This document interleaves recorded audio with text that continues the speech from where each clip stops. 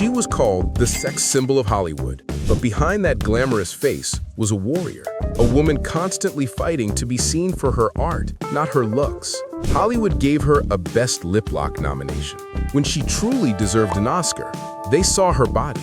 She showed them her power.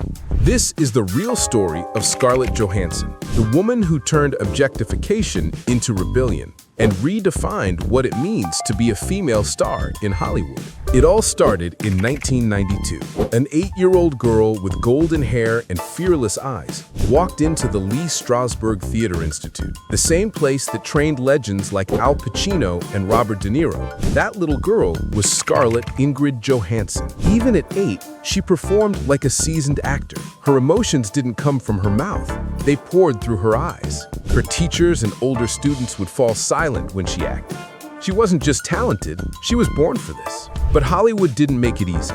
Casting directors rejected her for having a deep, husky voice, saying she didn't sound cute enough. Yet, Scarlett kept showing up, audition after audition, heartbreak after heartbreak. Finally, in 1994, she made her debut in North, a small role, just a few seconds on screen, but she glowed like a star in the making. Then came Just Cause, If Lucy Fell, Home Alone 3, small parts, but each one sharper, stronger, and more confident. Her first big break came in 1998 with The Horse Whisperer. Playing a traumatized teenage girl, Scarlett delivered raw, emotional power far beyond her years. Critics were stunned. She wasn't acting, she was living the pain. From there, she became Hollywood's most promising young actress. But the industry was about to shift its focus from her talent to her body. As Scarlett entered her 20s, the camera stopped celebrating her depth and started zooming in on her curves. In Lost in Translation, her breakout adult performance, critics saw brilliance, but the world saw only her opening scene in underwear.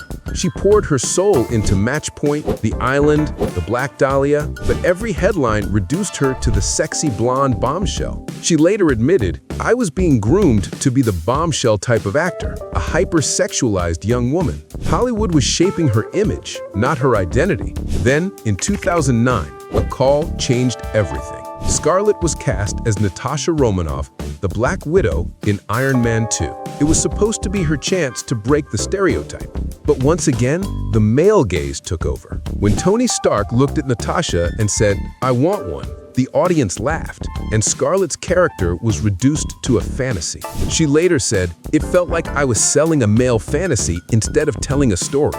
But Scarlett didn't quit. She fought back. By 2012's The Avengers, everything changed. Critics called her the emotional anchor of the team. She wasn't just fighting aliens, she was fighting the system. In Captain America, the Winter Soldier, she showed Natasha's guilt and humanity. In Age of Ultron, her trauma, sterilization, brainwashing, and loss made audiences finally feel her pain. By Infinity War and Endgame, Black Widow had evolved into a true hero. No male fantasy, no objectification, just strength and sacrifice. When Natasha gave her life for the Soul Stone, fans across the world cried out, "That's what real heroism looks like." After 10 years of service, Scarlett finally got her solo movie, Black Widow. But her biggest fight wasn't on screen. It was against Disney. She had a contract guaranteeing a theatrical release and a share of box office profits. Disney released it simultaneously on streaming, costing her millions. Scarlett sued, not for money, but for fairness.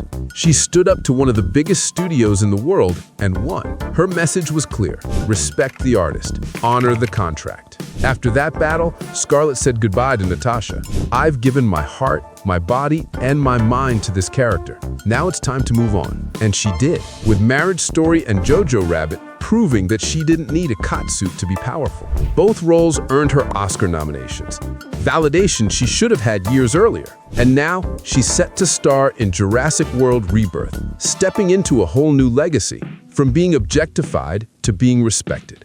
Scarlett Johansson didn't just survive Hollywood, she conquered it. Hollywood saw a pretty face, but Scarlett showed them a fighter, a creator, a legend. If you think she deserves more than just applause, tap that like button. Tell me in the comments, what's your favorite Scarlett Johansson moment? And don't forget to subscribe for more stories of the real heroes behind the screen. Until next time, stay strong, stay inspired, and remember, real beauty is never just skin deep.